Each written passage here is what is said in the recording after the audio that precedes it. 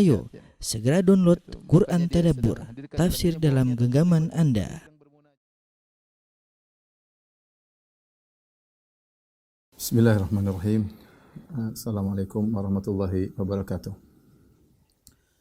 Alhamdulillahi ala ihsanih wa syukru lahu ala taufiqihi wa amtinanih. Asyhadu an la ilaha illallah wahdahu la syarika lahu ta'ziman li sya'nih. Wa asyhadu anna Muhammadan abduhu wa rasuluhu da'ila ridwanih. Allahumma salli alaihi wa ala alihi wa ashabihi wa ikhwanih. Para ikhwan dan akhwat yang dirahmati Allah Subhanahu wa taala, para jamaah Masjid As-Sunnah Bintaro yang dimuliakan oleh Allah Subhanahu wa taala. Kita melanjutkan bahasan kita dari Syarah Al-Aqidah Al-Wasithiyah, dan pada kesempatan kali ini kita akan membahas tentang salah satu akidah Ahlus Sunnah wal Jamaah, yaitu meyakini adanya karamat al-auliya, yaitu karamatnya para wali ya. Dan pembahasan ini dibahas dalam buku-buku akidah, terutama dalam rangka membantah kaum Mu'tazilah, orang Mu'tazilah yang mereka terpengaruh dengan orang-orang filsafat, yang dimana dengan logika mereka menolak adanya karamah para wali. Ya. Demikian juga mereka menolak adanya sihir. Ya. Karena kata mereka yang bisa melakukan kejadian luar biasa, khariqul adah, hanyalah para nabi. Sebagai bukti bahwasanya itu adalah nabi. Ya. Seandainya kata mereka kita mengakui adanya khariqul adah, yaitu karamatul auliya, adanya karamat para wali, atau adanya sihir yang dilakukan oleh para penyihir, kalau itu benar-benar kita mengakui secara nyata, maka akan terjadi kerancuan, ya. Kerancuan mana yang nabi, mana yang bukan. Sehingga dengan logika ini mereka menolak adanya karamah para wali. Dari situ para ulama membahas masalah karamah para wali dalam buku-buku akidah mereka. Banyak contohnya seperti Al-Lalikai ya, dalam syarah usul i'tiqad. Demikian juga di antaranya Ibn Taimiyah rahimahullahu taala dalam banyak bukunya ya, sampai Ibn Taimiyah menulis buku khusus tentang Al-Furqan baina awliya'ir rahman wa awliya'is syaitan, ya, beda antara wali-wali Allah dan wali-wali syaitan.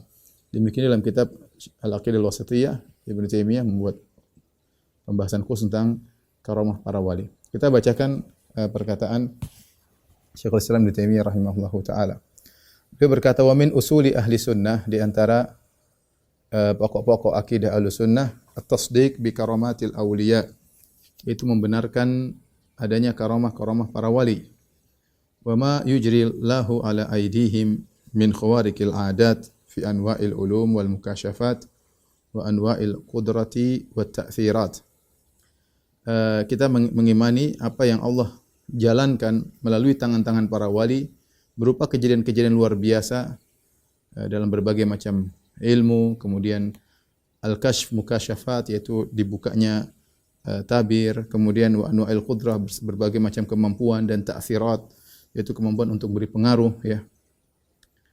Kal ma'thur an salifi al-umam fi suratil kahfi, sebagaimana yang diriwayatkan dari umat terdahulu dalam surat Al-Kahf wa ghairiha, ya, maksudnya tentang Ashabul Kahfi yang tidur selama 309 tahun, itu di antara bentuk karamat wali ya.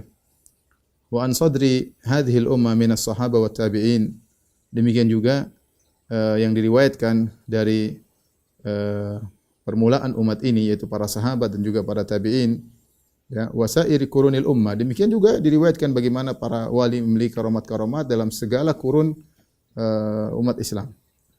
Wa hiya mawjudatun fiha ila yaumil qiyamah, dan hal ini karamat akan terus ada ya sampai hari kiamat, ya, sampai hari kiamat. Inilah poin yang disebutkan oleh Ibn Taimiyah rahimahullahu taala, mengandung beberapa poin yang penting, insyaallah akan kita jelaskan setelah ini. Baik. Kita akan bahas namanya karamatul auliya. Kalau bahasa kita namanya karamah para wali ya. Karamah para wali ya. Nah, sebelum kita menjelaskan lebih jauh, kita ingin jelaskan apa itu dimaksud karamat. Karamat adalah bentuk pemuliaan Allah kepada hamba-hambanya ya. Allah memuliakan hamba-hambanya. Wa may yuhinillahu fama lahu min mukrim, siapa yang Allah hinakan Allah tidak akan muliakan. Fa ammal insanu idza mabtalahu fa akramahu, idza mabtalahu rabbuhu fa akramahu wa na'amahu, ya. Jika Allah memuliakan hambanya, maksudnya Allah berikan kejadian-kejadian luar biasa kepada wali-walinya dalam rangka untuk memuliakan mereka. Ini istilah ya, karamat al-auliya. Tentu istilah ini tidak ada dalam syariat, cuma disebutkan oleh para ulama dengan istilah tersebut. Adapun wali ya, al-wali diambil dari secara bahasa ya. Diambil dari al-walayah ya. Al-walayah. Al-walayah yang artinya al-mahabbah wan nusrah.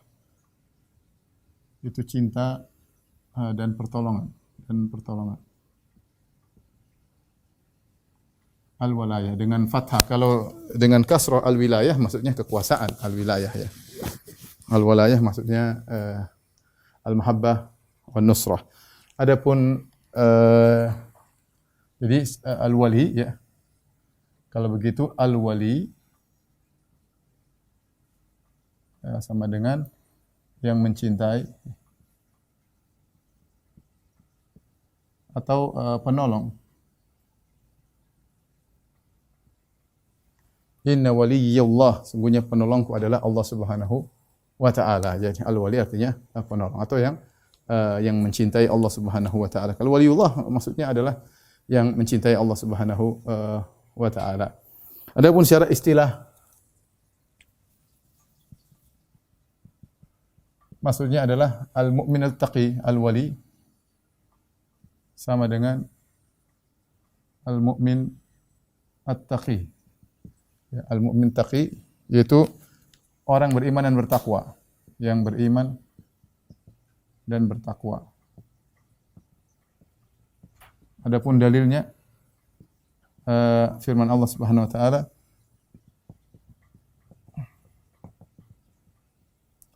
ala inna awliya Allah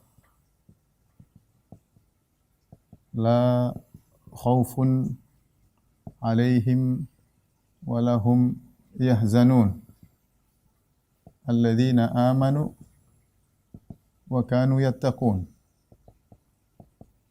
lahumul busyra fil hayati dunya fil akhirah ya. Kata Allah Subhanahu wa taala, ketahuilah bahwasanya wali-wali Allah tidak ada ketakutan atas mereka tentang akhirat mereka, walahum yahzanun, mereka tidak bersedih atas apa yang mereka tinggalkan ya, karena sudah diatur oleh Allah Subhanahu wa taala. Kemudian Allah mengatakan sifat mereka alladzina amanu, yang beriman, wa kanu yattaqun, beriman dan bertakwa. Beriman dan bertakwa. Kemudian juga dikuatkan dalam hadis Nabi sallallahu alaihi wasallam, hadis qudsi dalam Sahih Bukhari.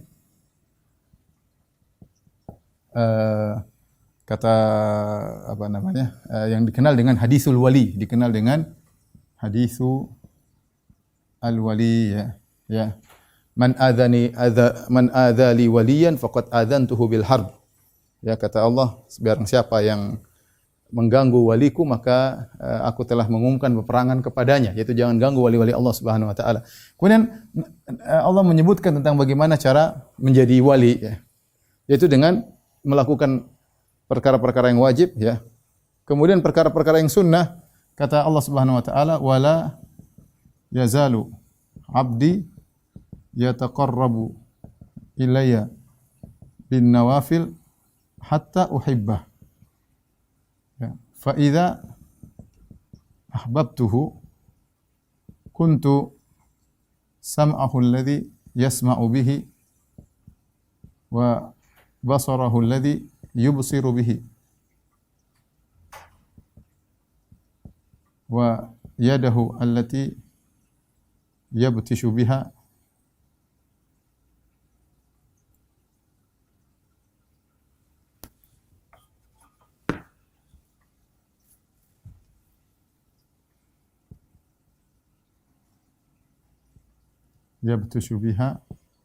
wa rijlahu allati yamshi 'alaiha.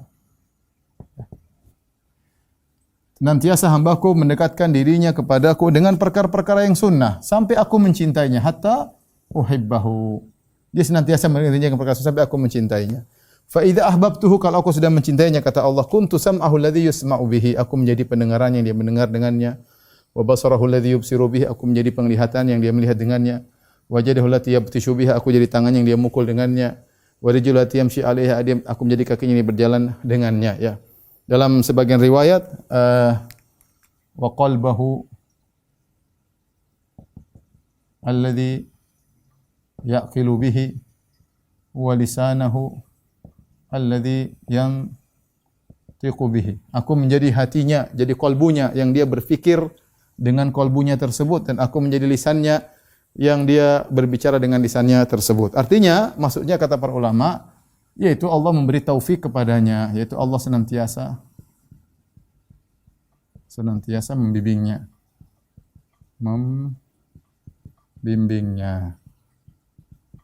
Sehingga dijaga pendengaran, penglihatan, langkah kaki, lisan, dan pikiran. Allah jaga dia karena dia senantiasa bergantung diri kepada Allah Subhanahu wa taala. Dan ini cocok dengan tafsir wali menurut firman Allah Subhanahu wa taala, yaitu alladzina amanu wa kanu yattaqun, yaitu orang-orang beriman dan bertakwa. Jadi inilah wali. Dari sini kita tahu bahwasanya derajat wali bertingkat-tingkat, ya. Derajat wali bertingkat-tingkat. Semakin bertakwa, semakin tinggi kewaliannya.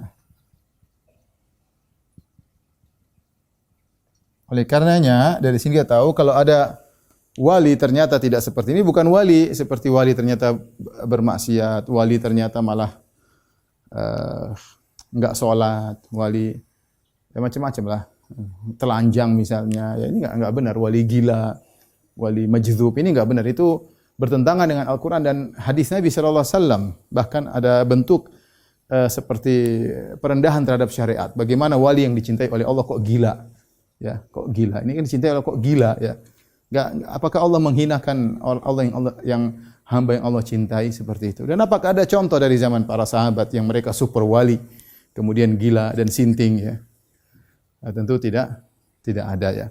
Mereka adalah hamba-hamba Allah yang mulia, yang menjaga pembicaraan mereka, yang menjaga sikap mereka, bukan seperti orang-orang yang gila sekarang dianggap sebagai wali. Baik.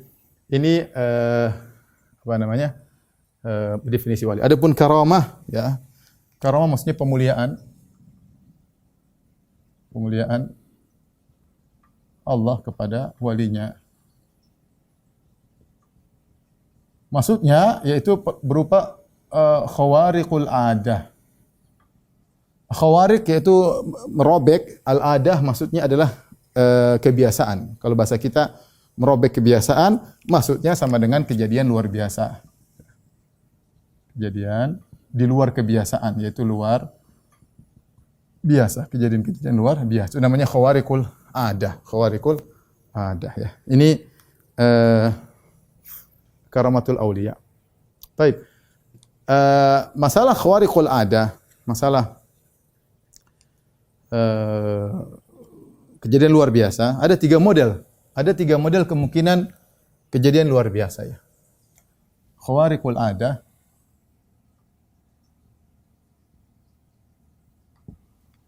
kejadian luar biasa.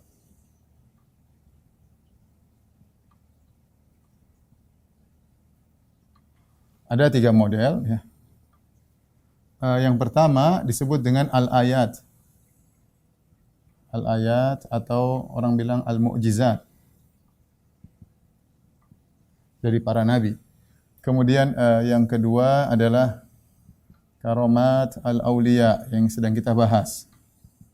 Kemudian yang ketiga adalah al-ahwal asy-syaitaniyah, yaitu perbuatan-buatan atau khawariq syaitaniyah atau al-khawariq asy-syaitaniyah, yaitu kesaktian-kesaktian tapi dari setan, ya.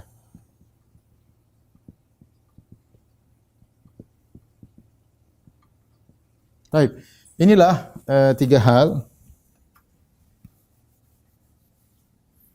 Tiga hal ya.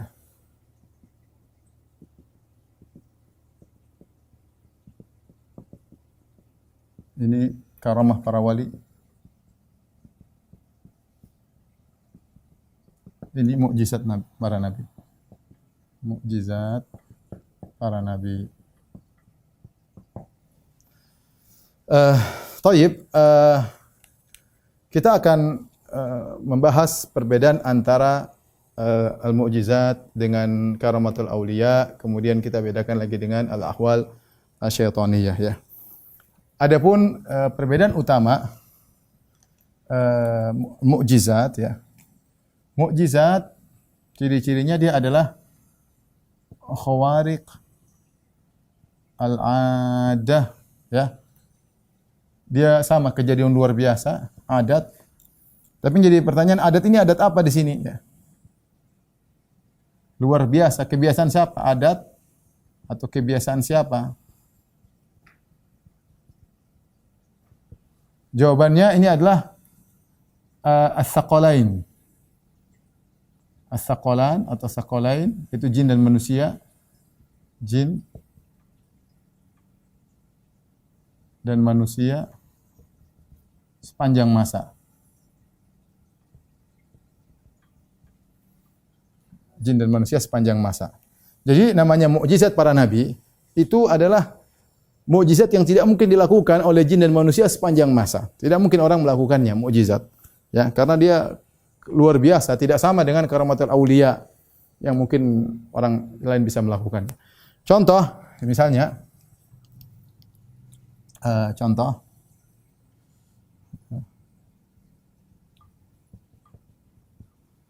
contoh misalnya apa? Insyiqaqul qamar, terbelahnya bulan. Terus lalu nyambung lagi. Lalu sambung lagi.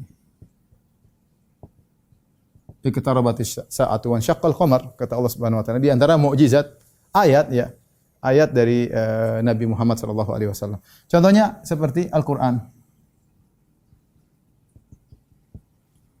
Awalam yakfihim anna anzalna 'alaikal kitaba yutla 'alaihim. Ya. Tidakkah cukup bagi mereka kami turunkan kepada mereka Al-Qur'an yang dibacakan kepada mereka. Sampai sekarang enggak ada yang bisa datangkan seperti Al-Qur'an, ya. Yang dia bukan syair, bukan sesuai dengan tata cara syair, dan dia bukan nathar, bukan seperti narasi, bukan ya. Dia bukan narasi, dia bukan syair. Ini suatu model baru yang luar biasa, yang balaghahnya sangat tinggi, yang tidak mampu orang-orang Arab yang pakar bahasa bisa mendatangkan seperti Al-Qur'an. Dan mukjizatnya banyak. Bahkan Suyuti kalau enggak salah nyebutin sekitar puluhan sisi mukjizat Al-Qur'an dari sisi Al-Qur'an itu sendiri ya. Banyak sekali. Dan ini makanya Allah Subhanahu wa taala menantang, wa in kuntum fi raibin mimma nazzalna ala abdina fa'tu bi suratin min mithlihi wad'u syuhada'akum in kuntum min dunillahi in kuntum shadiqin. Kata Allah, jika kalian ragu tentang apa yang kami turunkan kepada Al-Qur'an, datangkanlah surat sepertinya, seperti Al-Qur'an. Datangkan, panggil semua pembantu-pembantu kalian untuk bisa membuat seperti Al-Qur'an. Kemudian juga Allah mengatakan, qul la in ijtama'atil insu wal jinnu ala ayatu mithli hadzal Qur'an la ya'tuna bimithlihi walau kana ba'dhum li ba'dhin zahira. Katakanlah seandainya seluruh manusia dan jin ya berkumpul bersatu padu untuk mendatangkan sebesar Al-Qur'an, mereka tidak bakalan mampu. Jin dan manusia tidak bakalan mampu. Apakah jin manusia bisa membelah bulan sambung lagi? Enggak bisa. Belahnya enggak bisa, gimana lagi nyambungnya? Membelahnya enggak bisa, lagi nyambungnya. Apakah jin dan bisa bersatu padu membuat seperti Al-Qur'an? Enggak bisa. Contoh lagi seperti mengeluarkan onta yang bunting ya dari batu. Coba ini mukjizat Nabi Saleh. Siapa yang bisa bikin? Mau satu jin satu dunia kumpul, tukang sihir kumpul enggak bisa bikin. Onta dalam batu keluar tiba-tiba sudah bunting, buntingnya sudah 10 bulan. Entar lagi melahirkan ini dari mana suaminya, kemudian lahir di mana, kemudian kok tiba-tiba bunting, kok keluar dari batu. Kalau keluar dari air mungkin ada onta kabur masuk air keluar, atau keluar dari hutan, ini keluar dari batu yang bukan merupakan sumber kehidupan, tapi bisa keluar onta yang sangat menakjubkan. Ini contoh adalah hal yang tidak mungkin bisa dilakukan oleh jin dan manusia seluruhnya sampai kapanpun tidak mungkin bisa. Contoh lagi misalnya tongkat kayu bisa berubah jadi ular hidup ya, yang bergerak, yang besar. Nggak ada yang bisa bikin. Nggak ada. Yang ada halusinasi, tukang sihir bisa bikin. Makanya kenapa para penyihir Fir'aun langsung masuk Islam? Karena mereka melihat ini Musa bukan buat sihir. Padahal sihir mereka hebat. Allah mensifati sihir mereka dengan mengatakan, Saharu a'yunan nas. Mereka telah mensihir seluruh penduduk kota Mesir. Semuanya yang dia tersihir. Bahkan Musa pun tersihir. Yukhayyalu ilaihi min sihrim anha tas'a. Dikhayalkan kepada Musa seakan-akan itu ular beneran bergerak, padahal tidak, padahal hanya halusinasi. Kata Allah, wastarhabuhum, mereka bikin orang ketakutan, waja'u bi sihrin azim, mereka datang dengan membawa sihir yang hebat. Tapi begitu Musa bikin tongkatnya benar-benar jadi ular, ini bukan sihir. Tidak tahu penyihir kecuali penyihir. Gampang. Jadi mereka tahu ini bukan ilmu sihir. Mereka bertahun-tahun, puluhan tahun jadi ahli sihir, mereka tahu ini bukan sihir, sehingga mereka beriman kepada Nabi Musa alaihissalam. Ya. Di antara mukjizat contohnya, enggak usah jauh-jauh, mukjizatnya Nabi Yusuf. Ya, kita bilang tampannya oke lah, enggak ada yang menyamai tampannya Nabi Yusuf ya. Tapi ini mungkin bukan mukjizat ya.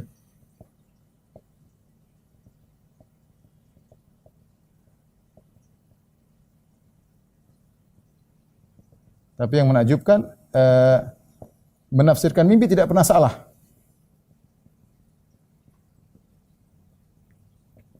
Tidak pernah salah. Tidak pernah salah. Nabi Yusuf alaihissalam ketika diutus di zaman yang orang lagi bangga-banggaan bisa menakwilkan mimpi, bangga-banggaan, ya. Sampai akhirnya raja mimpi dengan suatu mimpi yang tidak bisa ditakwil oleh semua orang. Ya.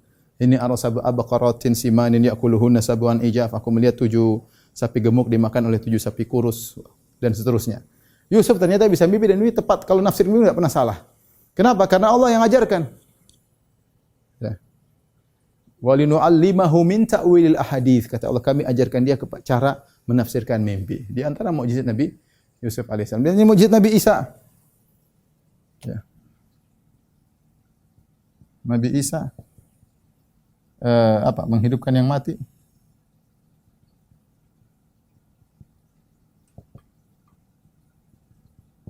Kemudian juga menyembuhkan orang buta dengan sentuhan.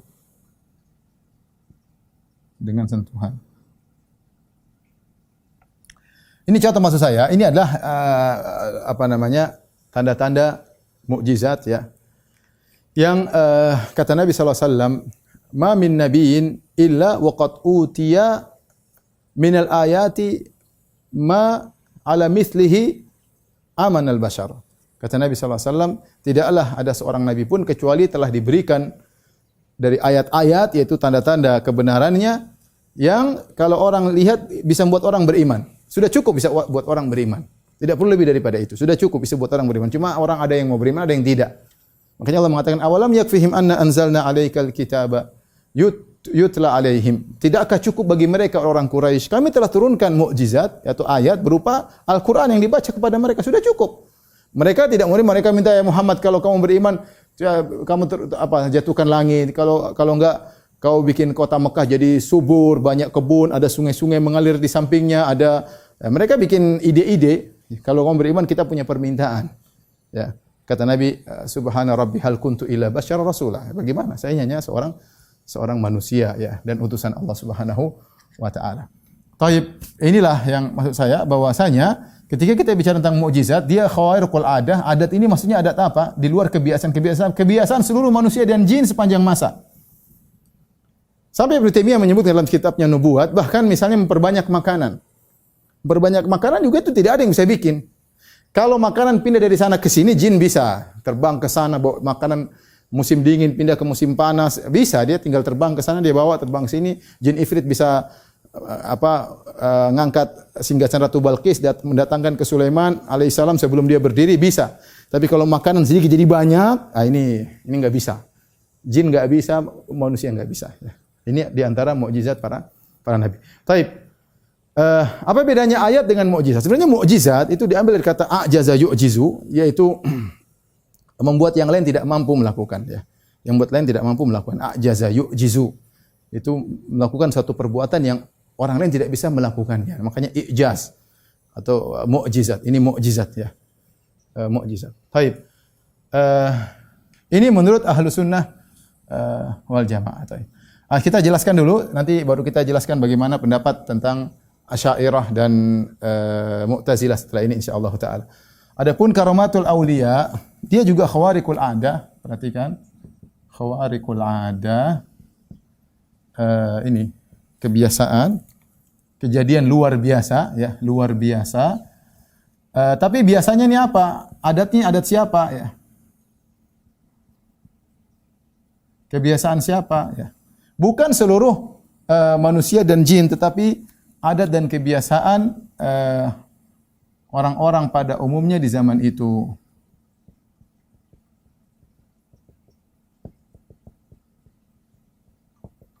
Intinya tingkatannya lebih rendah daripada mukjizat. Intinya tingkatannya lebih rendah dari mukjizat. Ya. Mungkin di zaman itu aneh, tapi zaman kemudian mungkin enggak aneh, ya. Mungkin zaman dulu ada suara tiba-tiba muncul orang aneh, tapi zaman sekarang orang telepon bisa suara muncul di sana. Artinya dia tidak setinggi mukjizat, tidak setinggi mukjizat, ya. Adapun al-ahwal asyaitaniyah, maka dia sama, dia juga khawariqul adah, ya, kejadian luar biasa.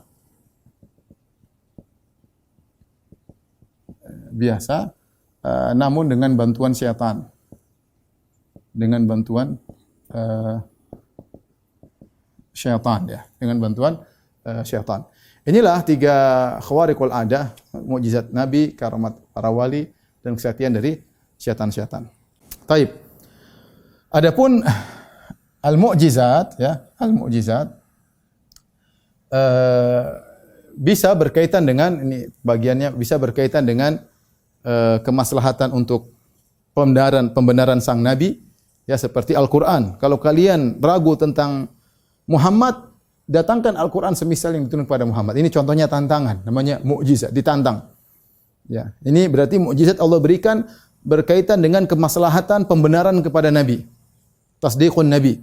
Allah turunkan mukjizat agar kalian tahu bahwasanya Muhammad adalah seorang nabi, ya. Seperti insyiqaqul qamar, rembulan terbelah, ya. Ini buktikan bahwasanya dia seorang nabi, ya. Tadi di antaranya tadi Al-Qur'an. Ada juga mukjizat muncul karena kemaslahatan syariat, seperti Rasulullah SAW mukjizatnya naik ke Sidratul Muntaha, kemudian mendengar salat 5 waktu karena ada maslahat syariat, pensyariatan salat 5 waktu. Dan sering pula mukjizat berkaitan dengan kemaslahatan orang lain, kemaslahatan banyak orang, seperti Nabi SAW, orang-orang tidak bisa wudu, Rasulullah SAW keluar air dari tangannya, ya. Bayangkan tangan bisa keluar air sehingga orang berwudu. Kemudian makanan yang dikumpulkan tiba-tiba jadi tidak habis-habis, ya.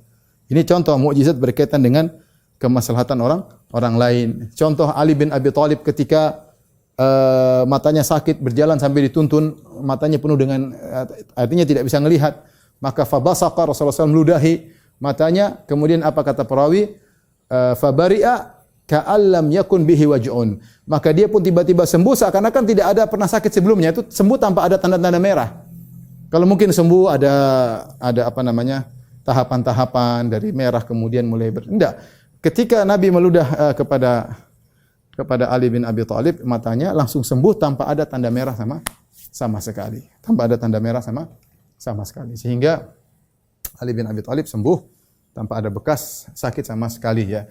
Itu tadi berarti mukjizat itu ada beberapa kemaslahatan, kemaslahatan. Baik.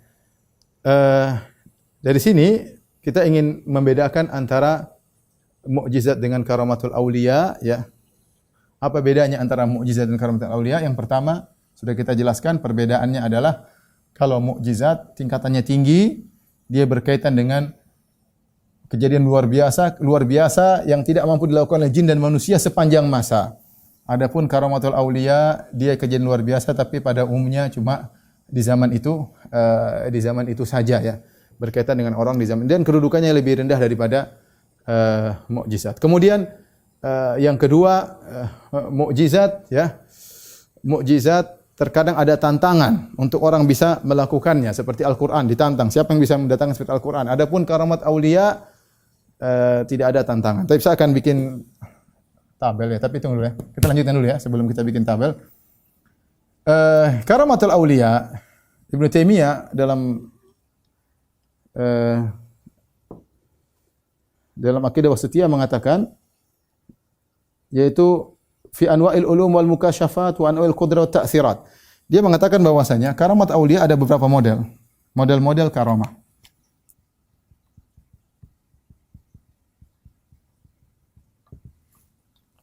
Dan karamah di antaranya adalah al-mukasyafat ya. Al-mukasyafat. Yaitu dibuka tabir.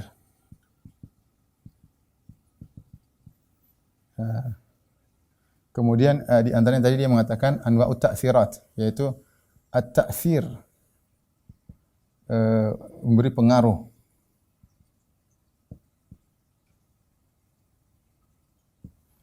Kemudian di antaranya tambahan sebagian ulama adalah al-istighna an hajatin nas, yaitu cukup tidak perlu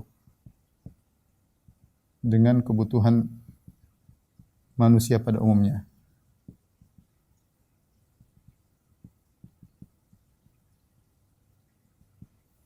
Al-mukasyafat contohnya seperti apa? Seperti kisah Umar. Jadi Umar radhiyallahu taala anhu, Umar bin Khattab radhiyallahu taala anhu, ketika dia mengirim pasukan dengan perjalanan jarak sebulan perjalanan, ketika tiba-tiba pasukan sedang berperang dan mereka dalam kondisi gawat. Umar diperlihatkan oleh Allah, Umar sedang berkhutbah, tiba-tiba diperlihatkan oleh Allah visual mereka sedang berperang.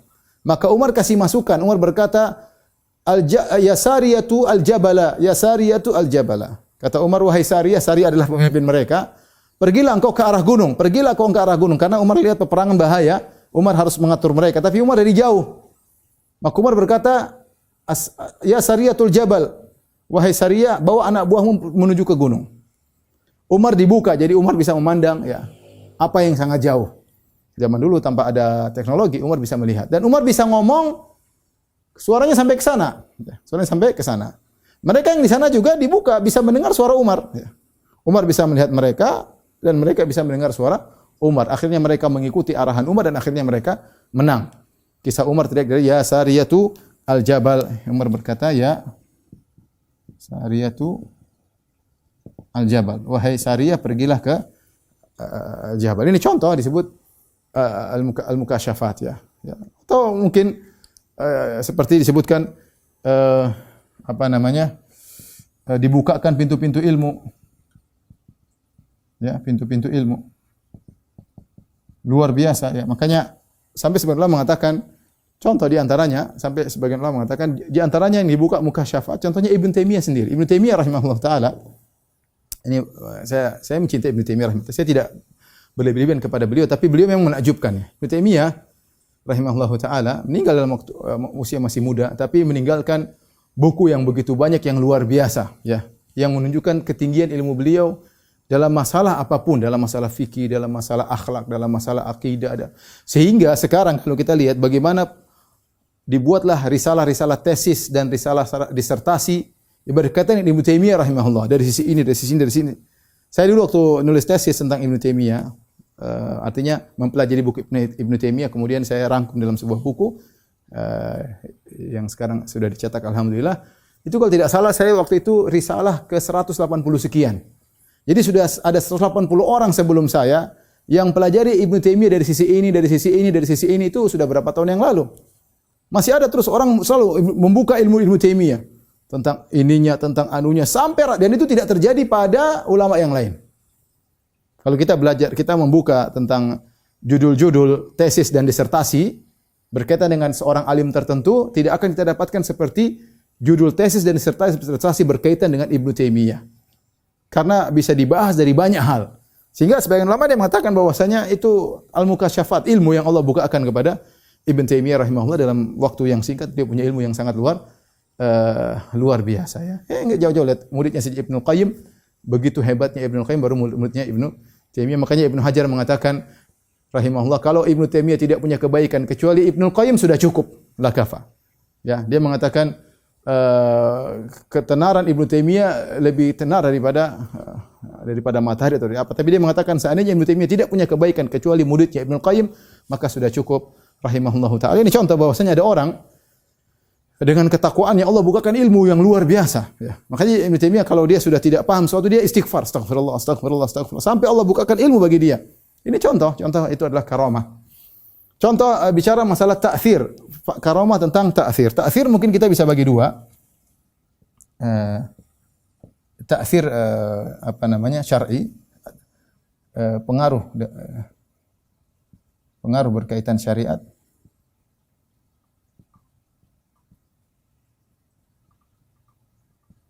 Atau pengaruh berkaitan dengan alam kauni. Pengaruh contoh berkaitan dengan syariat.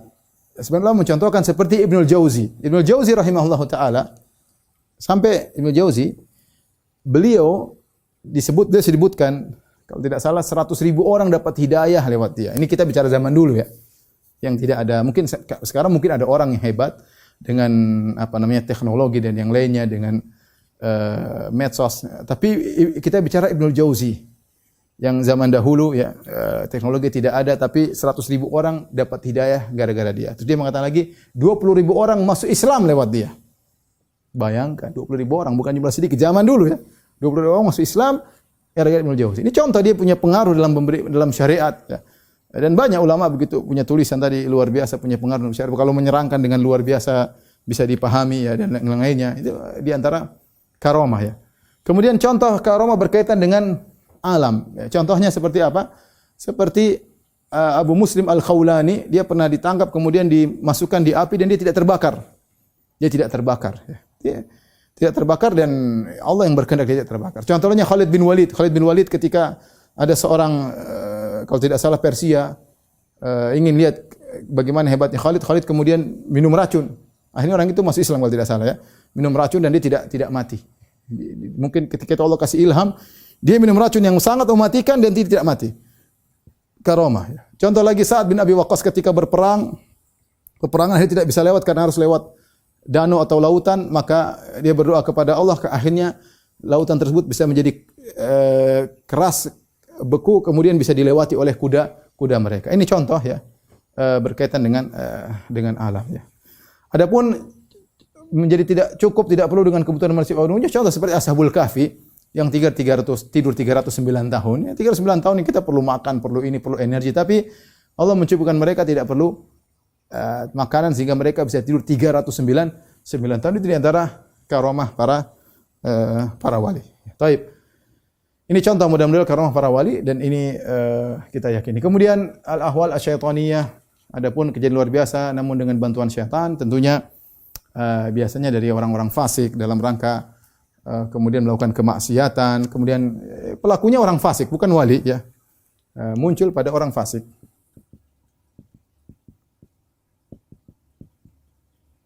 Pelaku maksiat. Ya mungkin dia tidak sholat, tidak ya, syaitan yang bantu dia. Syaitan bantu dia. Sampai Ibnu Taimiyah rahimahullah menyebutkan, dan ini sering kejadian, seseorang terlihat dalam dua tempat. Dan itu pernah dialami oleh Ibnu Taimiyah. Ada orang datang kepada Ibnu Taimiyah, kami lihat engkau di sana. Kata Ibnu Taimiyah, "Dzaka syaitan yatamatsalu bi." Itu syaitan niru-niru aku. Sampai Ibnu Taimiyah menyebutkan ada orang beristighosa dengan dia masih hidup. Dia tidak dengar sama sekali. Tapi datang Ibnu Taimiyah nolong dia. Itu jin. Agar orang terjerumus dalam kesyirikan. Beristighosa kepada Ibnu Taimiyah, datang Ibnu Taimiyah membantu dia. Ternyata jin. Ibnu Taimiyah tidak tahu tentang hal tersebut. Dan itu bukan karamah, itu adalah syaitan yang ingin menjerumuskan manusia. Contoh, jadi banyak hal syaitan membantu. Penyihir misalnya bisa ini, bisa ini ya. Syaitan punya kemampuan. Makanya Al-Laits berkata, jika kau melihat ada orang berjalan di atas air ya, maka jangan dulu sampai kau timbang apakah dia berada di atas Al-Quran dan Sunnah. Kemudian Imam Syafi'i berkata, qassarul laith, masih kurang. Bahkan kalau kau lihat dia terbang di udara, maka jangan dulu kau benarkan sampai kau timbang amalannya di atas Al-Quran dan Sunnah. Ya, kalau ada lihat orang melakukan keajaiban, belum tentu dia wali. Bisa jadi wali syaitan. Coba cek dulu, bisa jadi wali syaitan. Ya. Tapi ini tolong dihapus. Kita masih bahas tentang perbedaan antara mukjizat, karamat, dan ahwal syaitani. Tapi kita akan bahas tentang perbedaan antara mukjizat, ya, kemudian karamah dan kesaktian syaitan, ya. Tapi yang pertama, ya, kalau mukjizat tentu pelakunya, ya, kepada nabi atau rasul. Kali ini kepada wali. Ini kepada penjahat, ya, pada fasik, pelaku maksiat. Baik. Kemudian yang pertama, ya. Kemudian yang kedua, ya, bahwasanya mukjizat terkadang atau dibarengi dengan tantangan. Tahaddi, tantangan dalam bahasa Arab, tahaddi.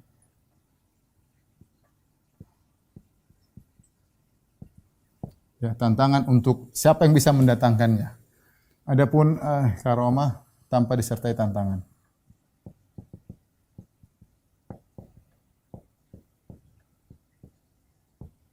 Kalau kesaktian kadang-kadang jangan ganggu, ya, kadang-kadang perkataan jangan ganggu, ya. Takut hilang ilmunya, ya. Seperti pemain sulap, kadang-kadang mereka seperti itu, jangan ganggu, ya, ya. Tapi di antaranya perbedaan juga mukjizat sebabnya karena kenabian. Karena kenabian itu tidak perlu diusahakan. Tidak perlu diusahakan. Ya, ya. Jadi maksudnya karunia dari Allah. Ya.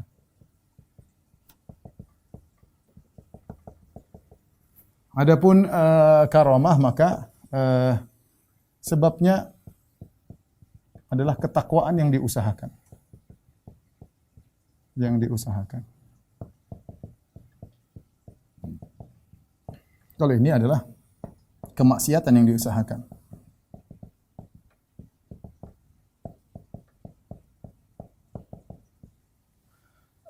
Kalau mukjizat ada konsekuensi, harus membenarkan. Harus membenarkan. Harus dibenarkan maksudnya. Kalau tidak dibenarkan kafir. Jika tidak kafir, ya. Kalau ada yang tidak membenarkan Al-Quran, maka dia kafir. Adapun karamah tidak ada konsekuensi.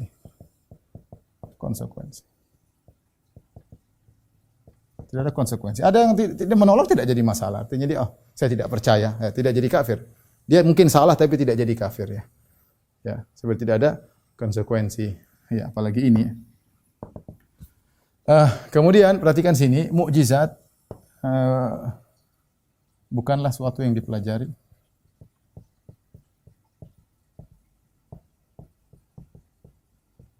Sama, ini juga karamah tidak bisa dipelajari.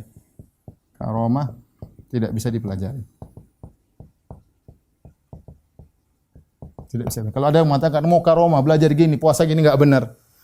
Sa'ad bin Abi Waqqas bisa melewati laut menjadi seperti tanah tanpa belajar. Khalid bin Walid minum racun, tidak ada ilmu tertentu untuk belajar. Enggak ada. Abul Muslim Khawlani dimasukkan dalam api, tidak terbakar, tidak ada ilmu pelajari. Allah yang kasih seperti itu. Adapun kalau ini dipelajari, bisa dipelajari, ya, karena ilmu syaitan, ya. Ya, ilmu syaitan.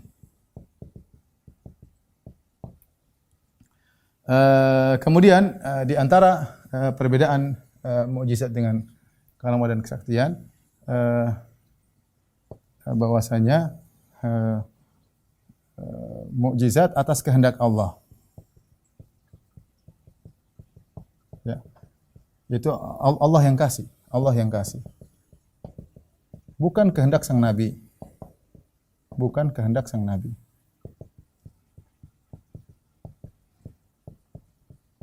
Makanya ketika orang-orang musyrikin minta ke mukjizat yang lain ya. Lan nu'mina laka hatta tafjura lana minal ardi yanbu'a aw takuna laka jannatun min nakhilin wa 'inabin fatufajjira al-anhar khilalaha tafjira aw tusqita as-samaa 'alaina kama za'amta kisafan. Mereka mengatakan kami tidak beriman kepada engkau wahai Muhammad sampai kau keluarkan Mekah ini menjadi banyak mata air, atau kau punya kebun ini, kebun anggur, kebun korma yang mengalir di sela-selanya ada sungai-sungai ya. Atau kau turunkan dari langit bongkahan langit jatuh kepada kami ya. Ya. Au yakuna laka baitun min zukhrifin, atau kau punya rumah yang indah terbuat dari emas dan perak. Au tarqaf fis sama wa lan nu'mina liruqiyika hatta tunazzila alaina kitaban naqra'uh. Atau kau naik di langit kami lihat nih Muhammad, dan kami tidak akan beriman sampai kau naik ke langit kemudian kau turun bawa Al-Qur'an. Apa kata Rasulullah SAW? Qul subhana rabbi hal kuntu illa bashar rasulah. Maha suci Allah, Tuhanku. Saya ini manusia. Artinya kalau Nabi bisa bikin mukjizat sendiri ya Nabi akan bikin, tapi kalau Allah tidak izinkan tidak bisa. Jadi bukan kehendak Nabi membuat Nabi berdoa dulu atau Allah kasih mukjizat, bukan semau Nabi mau melakukan mukjizat, tidak ya. Banyak hal dalam peperangan Nabi tidak bisa bikin mukjizat. Tapi kalau Allah kehendaki ada mukjizat sesuai dengan kehendak Allah Subhanahu wa taala. Sama dengan karomah. Karomah ini penting poinnya. Ini akan saya bahas nanti kenapa penting. Ini karomah juga atas kehendak Allah. Makanya Ibnu Taimiyah mengatakan yujrillah. Karomah adalah kelebihan yang Allah jalankan, bukan dia jalankan sendiri. Allah yang jalankan kepada para wali tersebut. Bukan kehendak wali. Apa Khalid bin Walid setiap minum racun akan selamat terus? Nah, kebetulan ketika Allah kasih ilham kemudian dia minum racun, ternyata mungkin dia berdoa kemudian terjadi ya. Kalau Allah tidak berkenan enggak bisa. Sa'ad bin Abu Waqqas apakah setiap lewat sungai? Enggak. Tidak ada ilmu dia pelajari, Allah berkehendak jadi maka jadilah. Ya. Kalau ini atas kehendak sang jagoan ya, atas kehendak orangnya ya. Ya, dengan memerintah syaitan membantunya. Ya. Oleh karenanya di antara tuduhan kepada Syekh Muhammad bin Wahab rahimahullahu taala, mereka menuduh Syekh bin Wahab menolak karomah. Ini perhatikan sini poin ini. Mereka mengatakan Syekh bin Wahab menolak karomah. Kenapa? Karena Syekh bin Wahab melarang orang-orang untuk minta kepada mayat-mayat. Ngapain minta mayat-mayat? Mereka mengatakan di antara karomah mayat-mayat, wali kalau masih hidup punya karomah, ketika mereka sudah meninggal mereka punya karomah, yaitu bisa mendengar, bisa menyampaikan, bisa membantu, bisa keluar membantu mereka. Ini tidak benar ya. Ketika Syekh Muhammad mengatakan tidak boleh, itu syirik kata mereka, berarti Anda mengingkari karomah ya. Padahal yang diingkari oleh Syekh Muhammad adalah kesyirikan. Karena minta kepada mayat-mayat tidak boleh dalam Islam. Mereka bilang enggak, mayat ini punya karomah. Mayat ini meskipun sudah mati tapi dia bisa begini, bisa begini, bisa begini. Kita bilang dalilnya mana bisa begini, bisa begitu. Ya. Lagi pula kenapa saya katakan poinnya? Karomah itu bukan kehendak kita, tapi kehendak Allah Subhanahu wa taala. Ya, sementara kalau mereka bilang mayat punya karomah, seakan-akan kapan seorang datang minta maka mayatnya mau kasih kapan saja. Berarti atas kehendak sang mayat. Padahal aturannya karomah itu bukan kehendak sang wali, bukan kehendak sang wali, tapi kehendak Allah Subhanahu wa taala. Tiba-tiba Allah munculkan. Munculkan ya. Ini di antara poin penting. Karena di antara orang-orang ketika melegalkan kesyirikan, mereka menganggap wali-wali itu punya karomah sehingga boleh diminta tolong, Ya, boleh diminta ini, boleh diminta anu. Kenapa? Mereka punya karomah. Mereka selama belum pindah ke alam akhirat masih di alam barzakh, berarti hukumnya sama dengan hukum alam dunia. Jadi ngawur. Jadi mereka nyatakan, wali selama masih dalam alam barzakh hukumnya seperti alam dunia. Boleh kita datangi, boleh kita ngobrol, boleh kita minta, boleh kita ini, sama seperti dia masih hidup. Jadi itu kedustaan. Ya. Kalau dia masih hidup, kenapa kita solatkan? Dia bisa solat sendiri, ngapain kita solatkan jenazah? Kalau dia masih hidup, kenapa kita disuruh mendoakan? Nabi mengatakan, idza mata ibnu Adam qata amaluh. Kalau sudah meninggal seorang anak Adam, terputus amalannya. Kenapa Nabi mendoakan para syuhada? Nabi mengatakan, kutila akhukum Ja'far syahidan istaghfiru lahu. Ja'far bin Abi Thalib meninggal mati syahid, mohonlah ampunan buat dia. Qutila Zaid bil Harithah syahidan, istaghfiru li akhikum. Zaid meninggal mati syahid dalam perang Mu'tah, doakan dia. Sama. Qutila Abdullah bin Rawaha syahidan, Abdullah bin Rawaha meninggal mati syahid, istaghfiru li akhikum.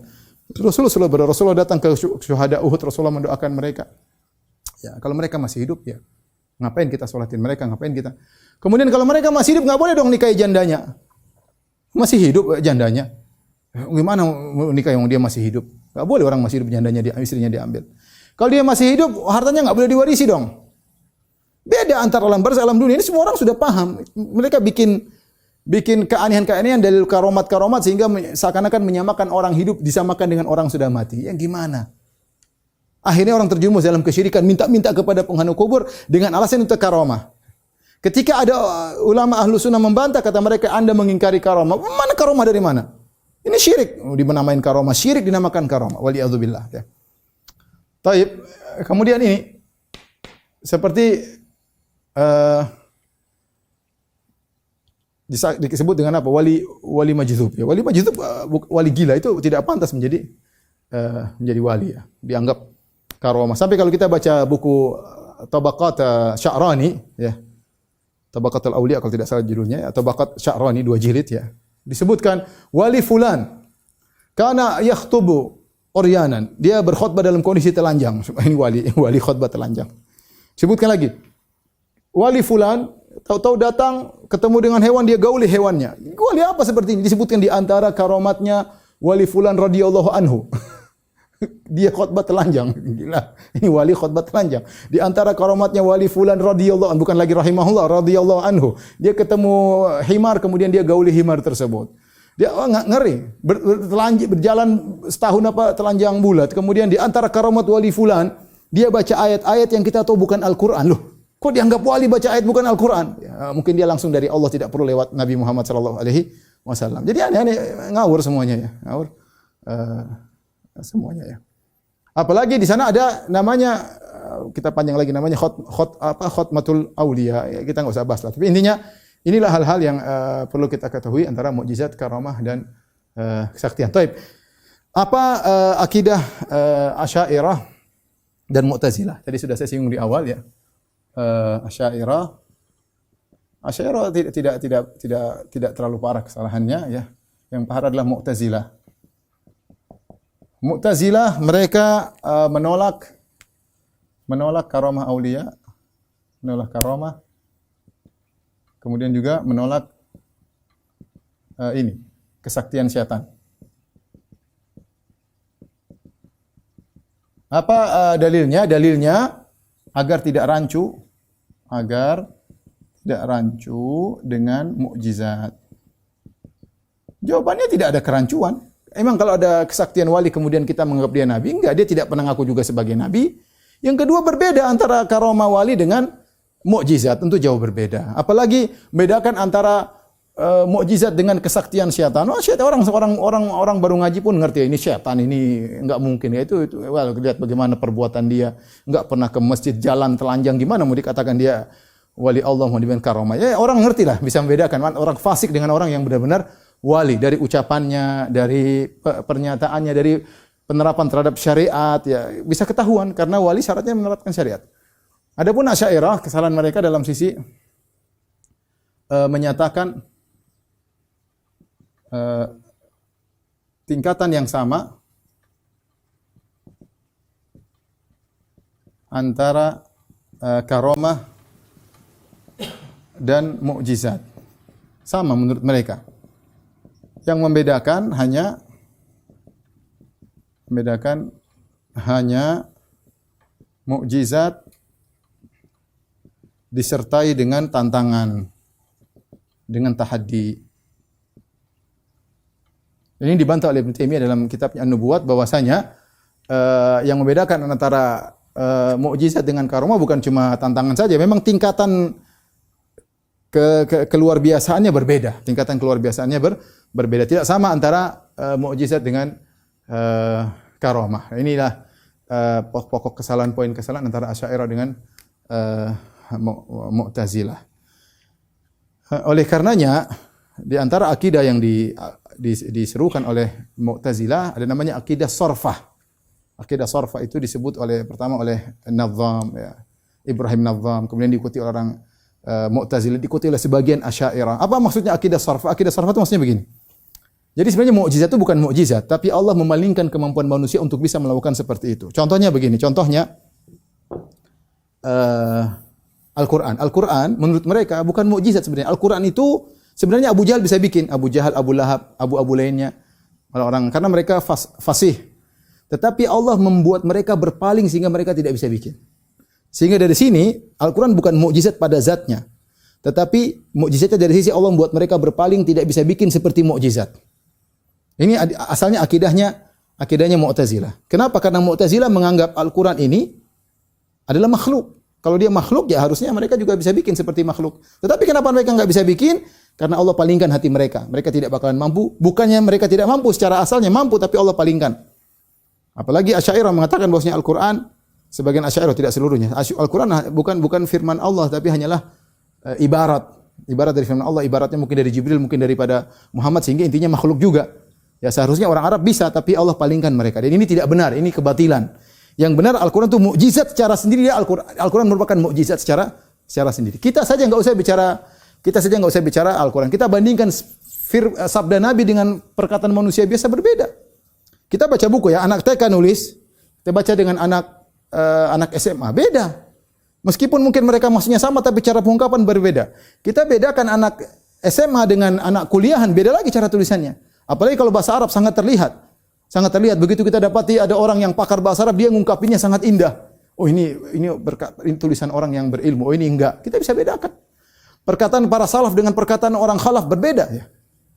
Ya. Ulama dengan perkataan orang biasa berbeda. Meskipun bahasa Arabnya sama, hurufnya sama, tapi berbeda. Apalagi antara manusia dengan Allah Subhanahu Wa Taala. Firman Allah tentu berbeda. Jadi yang benar, bahwasanya Al-Quran itu dia mukjizat secara tersendiri. Bukan Allah memalingkan kemampuan manusia untuk bisa bikin seperti. Dan ini bentuk perendahan terhadap Al-Quran. Ini akidahnya Ibrahim An-Nazam, kemudian diikuti oleh sebagian ulama Asy'ariyah. Wallahu ta'ala alam bisawab. Mungkin sampai di sini kajian kita. Baik, demikian saja kajian kita ya.